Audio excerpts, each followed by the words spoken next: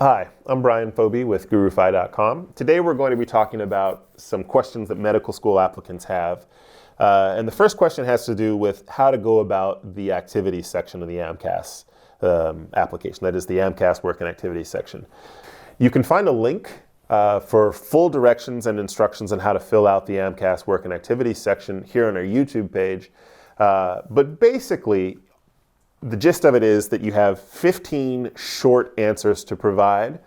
All but 3 of them can be 700 characters. For 3 of them, you can provide an additional 1,325 characters, which basically means for the short ones, you have about 5 to 7 sentences, depending on how you write, maybe a little more, a little less. And this obviously puts a premium on making sure that you are writing in a really streamlined and lean manner. So, a couple of different things to think about is how you actually go about writing these little short nuggets, and then second, how you go about selecting the 3 essays that you're going to, or the 3 answers that you're going to provide the additional 1,325 characters for.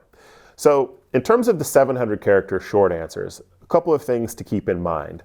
The first is that you want to be direct, but do write in full, complete sentences. This isn't a time to use lots of weird paraphrasing, use sentences that aren't fully written out, etc., etc.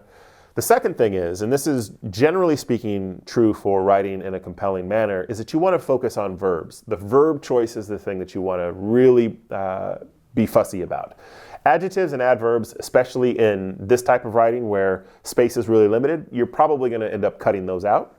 But what you want to do is focus on verbs so that you're moving the action along, and that at all times the reader knows precisely what it is that you're doing.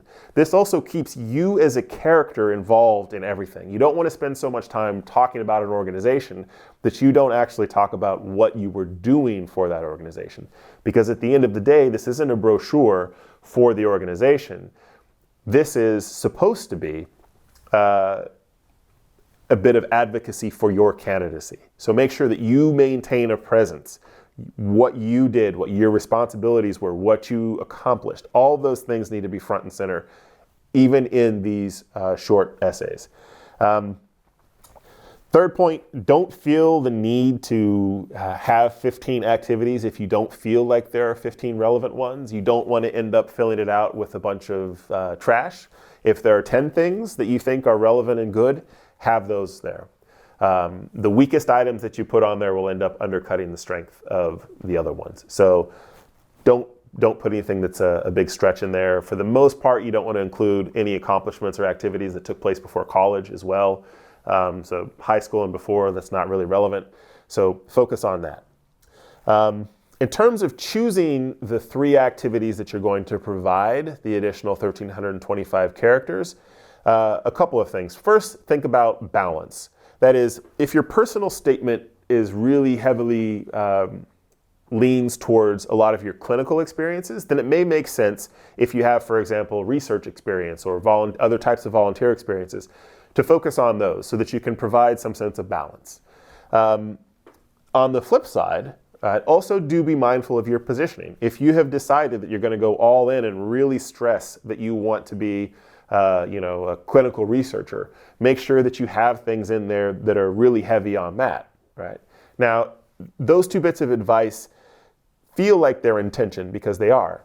And this is ultimately where how you resolve this depends on your thinking about what your application is. So if you look at your strengths and weaknesses as an applicant and you say, look, all my strengths are in this area, I'm just going to go all in, then it makes sense to focus more on that.